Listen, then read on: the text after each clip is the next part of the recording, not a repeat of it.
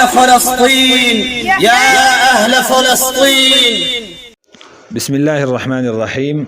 أيها الإخوة، نحن جميع شعب باكستان والأمة الإسلامية مع فلسطين والأقصى نفتديها بأرواحنا، وذلك المسلمون كلهم حسب قول النبي صلى الله عليه وسلم كجسد واحد، والأقصى مصر النبي صلى الله عليه وسلم وأمانته عند الأمة الإسلامية، ووديعة سيدنا عمر بن الخطاب وصلاح الدين الأيوبي رضي الله عنهما.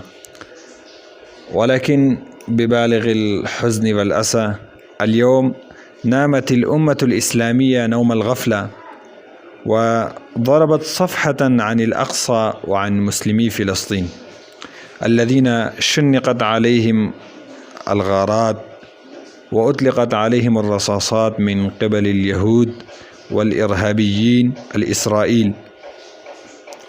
فنظرا إلى هذا، على زعماء الأمة الإسلامية أن يوحدوا صفوفهم أولا، ويساعدهم كل المساعدة حسب ما أمكن.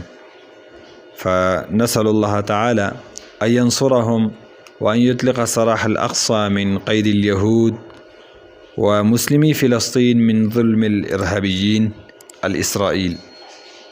شكرا.